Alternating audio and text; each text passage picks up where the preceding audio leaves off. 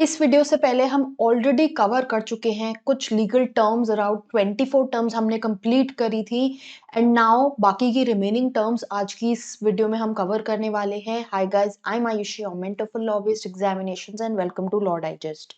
सो अगर आप CUET PG की तैयारी कर रहे हो and you want to understand legal awareness, उसलिए ये वीडियोस बनाई गई हैं ताकि आपकी कुछ बेसिक लीगल टर्म्स जो मोस्ट इंपॉर्टेंट है वो यहाँ पर कवर हो जाए हमारे साथ।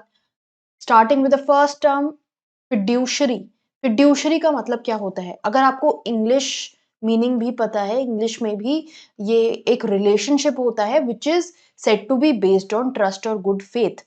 तो जैसे मान लीजिए आपने किसी कॉन्ट्रैक्ट में एंटर किया, वहां पे एक फिड्यूशरी रिलेशनशिप फॉर्म हो जाता है कि आप उस कॉन्ट्रैक्ट को परफॉर्म करोगे। Then next is force majeure. इसका क्या मतलब होता है? आपको एक, शायद आपने टर्म सुना होगा, स्पेशली कोविड के टाइम पे, एक्ट ऑफ गॉड। तो जैसे ये कैलामिटीज होती है, नेचुरल कैलामिटीज, ये सारी चीजें फोर्से मेजोर में फॉल करती हैं, जहां पर बेसिकली इट्स मीन्स टू से कि कोई ऐसे सर्कमस्टांसेस हो गए जो अनफोर्सिएबल थे, पहले से प्रिडिक्ट नहीं करे जा सकते थे। एंड इस सर्कमस्टेंस की वजह से जो पार्टी है वो अपना कॉन्ट्रैक्ट फुलफिल नहीं कर पा रही है। So as you see, covid आया तो बहुत सारे कॉन्ट्रैक्ट्स जो हैं वो स्टॉप हो गए। They could not be fulfilled because it was an act of God, it was a force majeure situation.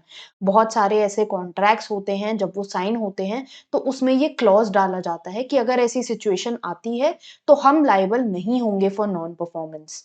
Then ग्रेचुटोस का मतलब क्या होता है? ग्रेचुटी आपने वर्ड सुना होगा। सो इट बेसिकली मीन्स कि इसमें कोई कंसिडरेशन पास नहीं होती है। कंसिडरेशन कैसे हो सकती है? कैश में हो सकती है, काइंड में हो सकती है। तो मनी रिलेटेड कुछ भी, anything that is of value जो एक्सचेंज करी जा सकती है बिटवीन पीपल, वो चीज होती है कंसिडरेशन। और ग्रेचुटस एक्ट होता है जहां पर कोई कंसिडरेशन इन्वॉल्व नहीं होती है। जैसे मान लीजिए किसी का एक्सीडेंट हो जाता है और आप उनको हॉस्पिटल लेके जाते हैं। सो आपकी गाड़ी में वो हॉस्पिटल जा रहे हैं, आपका टाइम इन्वेस्ट हो रहा है, आपका फ्यूल इन्वेस्ट हो रहा है, but at the same time it is a gratuitous act. Then incumbent का मतलब क्या होता है? Incumbent मतलब the person who is holding the authority, जो भी ऑफिस है उसकी ड्यूटीज वो पर्सन जो है वो डिस्चार्ज कर रहा है। देन इंटर एलिया का क्या मतलब होता है? It means amongst other things. बहुत बार आप ऐसे देखोगे कि जब आप न्यूज़पेपर में आर्टिकल्स पढ़ते हो या कोई लीगल डॉक्यूमेंट देखते हो, उसमें ये टर्म यूज होता है and it means amongst other things.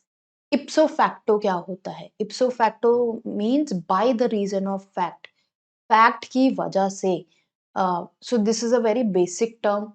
Then judicial custody क्या होता है? अगर आप फॉलो कर रहे हो न्यूज में तो आपने सुना होगा, आजकल पुलिस कस्टडी को लेके काफी डिस्कशंस हो रहे हैं because of the new law that has come under the भारतीय नागरिक सुरक्षा संहिता, जहां पर हम पुलिस कस्टडी की बात बार बार रेस करी जा रही है कि 15 डे कस्टडी जो है it is spread over a period of 40 or 60 days, or it is to be resolved within the first 15 days। कि आपने किसी को अरेस्ट किया तो वो फर्स्ट 15 डेज में आप वो पुलिस कस्टडी सीख कर सकते हो। जो 15 डेज हैं ये साथ में पीरियड होगा and it can not be broken down into different intervals. However नए लॉ में इस चीज को अलाउ किया गया है। सेंथिल बालाजी की जजमेंट भी हमने डिस्कस करी थी जहां पर ये बात उठी थी। तो इसके कंपैरिजन में जुडिशियल कस्टडी क्या होती है? जुडिशियल कस्टडी इज जब अक्यूज जो पर्सन होता है उसको प्रिजन में भेजा जाता है। ये मजिस्ट्रेट करता है जब केस ट्रायल पे चल रहा होता है तब। और पुलिस कस्टडी होता है जब आप पुलिस की कस्टडी में होते हो, प्रिजन में नहीं, लॉकअप में होते हो, थाने में होते हो, वो पुलिस कस्टडी होती है। देन jurisdiction, jurisdiction क्या होता है? jurisdiction is the authority और power of court to hear or decide a case। तो हर स्टेट का, हर डिस्ट्रिक्ट का, every, if you see India इतना बड़ा है, it is divided into different states. हर स्टेट में आपने देखा होगा अपना अलग हाई कोर्ट होता है। देन हाई कोर्ट के अलावा सबॉर्डिनेट कोर्ट्स जो होते हैं, जो ट्रायल कोर्ट्स होते हैं, वो डिस्ट्रिक्ट वाइज वेरी करते हैं।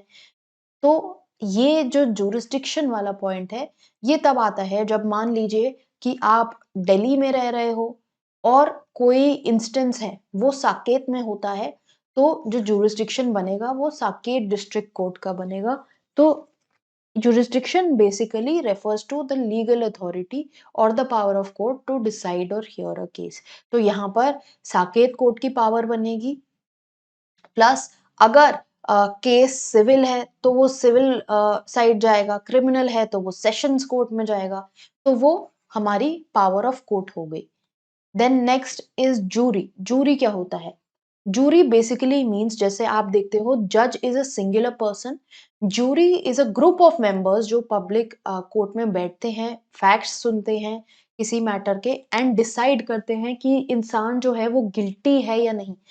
जूरी ट्रायल अब इंडिया में बंद हो चुके हैं। Last jury trial K M Nanavati के केस में, आपने अगर वो मूवी देखी होगी रुस्तम, उसमें भी देखा होगा कि जूरी बैठी होती है केस सुनने के लिए। देन मूविंग फॉरवर्ड, जस्टिसिएबल क्या होता है? जस्टिसिएबल मीनिंग कि आप उसको कोर्ट में चैलेंज कर सकते हो। It can be disposed of judicially, something can be decided judicially. Lex loci क्या होता है? ये भी लैंड के बेसिस पे जुरिस्डिक्शन का ही एक पार्ट आप इसको मान सकते हो। Lex means law, so it means law of the land. तो जहां पर भी, जैसे मान लीजिए कोई केस इंडिया का है, तो वो it falls within India, तो the laws of the Indian land will apply to the particular situation. Then president क्या होता है? ये भी टर्म आप देखते हो जजेस अपनी जजमेंट्स में इस बात को काफी ज्यादा महत्व देते हैं। एंड यू विल सी कि इंडिया में जो सोर्सेज हैं, generally sources of law her country में मोस्टली कॉमन होते हैं। कस्टम है जो पुरानी चीजें चलती आ रही हैं, लेजिस्लेशन है जो पार्लियामेंट लॉज बनाता है, और एक होता है precedent. Precedent is that source of law which comes through judgments, कि कोर्ट ने कुछ केसेस डिसाइड किए और वो आगे के केसेस में फॉलो होते हैं। तो इस चीज को कहते हैं precedent, something that has been a case that has been decided earlier, that is called a precedent. जैसे अगर अभी अब आप देखोगे रिसेंटली एक पीवी नरसिम्हा राव की जजमेंट जो पहले रह चुकी है, विच परटेन्स टू द फैक्ट कि आप अगर ब्राइब ले रहे हो for voting in the parliament, उसके रिस्पेक्ट में वो पहले चीज जस्टिफाइड थी, हाउएवर अब इस जजमेंट को ओवर रूल कर दिया गया है। सो ये जो जजमेंट है ये प्रेसिडेंट बनती है in the Sita Soren case, जो प्रेजेंट में केस इन्वॉल्व था। देन प्राइमा फेसाई का मीनिंग क्या होता है? It means on the face of it. जैसे मान लीजिए कोई बिल्डिंग है, वो बहुत ही डाइलापिडेटेड कंडीशन में है और उसकी जो रूफ है वो गिर जाती है, तो इसको बोलेंगे कि यहाँ पे prima facie the building was not in a good condition and it could be seen कि वो किसी भी दिन गिर सकती है। देन प्ली बार्गेन क्या होता है? इंडिया में ये कम फॉलो होता है, यूएस में आप देखोगे 85% केसेस प्ली बार्गेन से रिजॉल्व किए जाते हैं, जहां पर बेसिकली नेगोशिएशन हो जाता है पार्टीज के बीच में। जब कोई भी केस इन्वॉल्व होता है, तो उस केसेस में पार्टीज आपस में जब चीजों को सेटल कर लेती हैं, accused says that he is guilty and कुछ बार्गेन लेके जो केस है वो सेटल किया जा सकता है, then that is plea bargaining. Public prosecutor कौन होता है? जैसे public prosecutor is a lawyer at the end of the day, but उसको पब्लिक प्रोसिक्यूटर ही क्यों कहते हैं? बिकॉज वो स्टेट को रिप्रेजेंट कर रहा है, तो he is representing the public in a criminal trial. Prosecutor term use है, ये टर्म यूज करी जाती है criminal cases में। That is why the term says public prosecutor, it means a lawyer representing the state in a criminal trial। Then repugnant क्या होता है? Repugnant basically means inconsistent।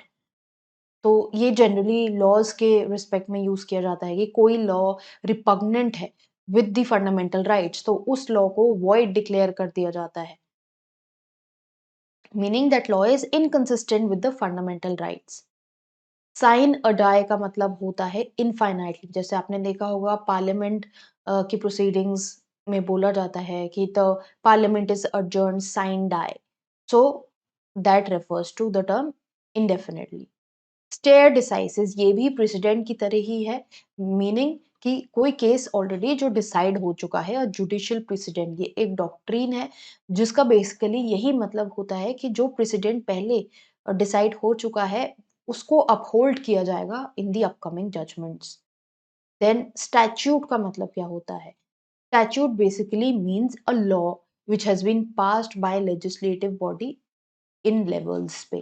So any law that is passed by a legislative body, that is known as a statute. Statute basically comes into being when it is an act. Act से पहले वो bill के stage में होता है. Then ultra vires क्या होता है? Ultra vires means beyond the authority provided by the law. तो एनी एक्ट जो मान लीजिए एक कंपनी है एंड उसका मेमोरेंडम ऑफ एसोसिएशन है, उसमें चीजें लेट डाउन होती है, ऑब्जेक्ट्स लेट डाउन होते हैं कि कंपनी किस चीज के लिए काम कर रही है। तो अगर वो कोई एक पर्टिकुलर एक्ट लेट डाउन नहीं है और वो कंपनी स्टिल वो काम करती है, तो then it is ultra vires the memorandum of association. So it is beyond the authority, beyond the power. So things can be ultra virus the constitution. Then वकालतनामा क्या होता है? वकालतनामा बेसिकली वो डॉक्यूमेंट होता है जिससे एडवोकेट किसी पार्टी के लिए किसी भी कोर्ट, ट्राइब्यूनल या अथॉरिटी के सामने अपीयर कर सकता है। सो पार्टीज जो है जब किसी एडवोकेट को अपीयर कराना चाहती हैं तो उनको वकालतनामा वो लॉयर साइन करता है कि वो पार्टीज की तरफ से केस लड़ेगा एंड पार्टीज अपना कॉन्सेंट देती हैं।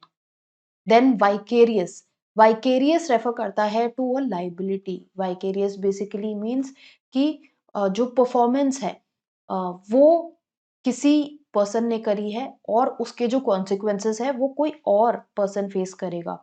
तो if you know I am working, I am the person who handles law digest, and if any person who is working under me, that person does something, then I am liable for what my team does. That is vicarious liability. Then void क्या होता है? Void meaning there is no legal effect. तो जैसे आपने ये term काफी सुना होगा कि द कॉन्ट्रैक्ट इज वॉइड। जैसे माइनर है, minor can not enter into a contract, अगर वो ऐसा करता है तो वो कॉन्ट्रैक्ट वॉइड एब इनिशियो होता है बिकॉज लॉ उसको रिकॉग्नाइज नहीं करता है, the person is not a competent party. तो उन चीजों को हम वॉइड बोलते हैं जिनका कोई लीगल इफेक्ट नहीं होता। देन वॉइडेबल क्या होता है? वॉइडेबल बेसिकली मीन्स जो एक्ट आप सेट असाइड कर सकते हो at the option of one party. जैसे कोई एक्ट है, वो किसी को परफॉर्म करना था पहले, अब वो नहीं कर पा रहे हैं due to certain situation, so then the contract becomes voidable on the part of the other party जिनकी तरफ उनकी ऑब्लिगेशन है। अगर वो पार्टी मान जाती है तो ठीक है, नहीं तो कॉम्पेंसेशन पे करना पड़ता है and such things become voidable, वो दूसरे पार्टी के ऑप्शन पे हो जाता है। तो इसी के साथ हमारे बेसिक टर्म्स खत्म होते हैं। Guys do not fret a lot, बहुत ज़्यादा चीज़ों को लेके परेशान मत होइए। I know the exams are close. I've tried to cover the most important words that I thought, and yes, it might not be the most comprehensive list, और भी बहुत वर्ड्स हो सकते हैं। जो लोग मॉड्यूल में एनरोल्ड हैं आपको ऑलरेडी लीगल टर्म्स अटैच कर दिए गए थे मॉड्यूल में, जहाँ पे आप वो पढ़ सकते हो। बाकी चीज़ें प्रैक्टिस से आएँगी, सो मेक श्योर कि आप लोग टेस्ट सीरीज़ जो है कहीं से भी, जहाँ से भी आप दे रहे हो, उसको सीरियसली फ़ॉलो कर रहे हो, प्रैक्टिस कर रहे हो, क्वेश्चंस प्रैक्टिस करते रहो and these things will improve with practice only. So all the very best to all of you, and ऐसी और वीडियोस के लिए मेक श्योर आप चैनल को फॉलो कर रहे हो, सब्सक्राइब किया हुआ है और इंस्टाग्राम पे भी हमें फॉलो कर रहे हो।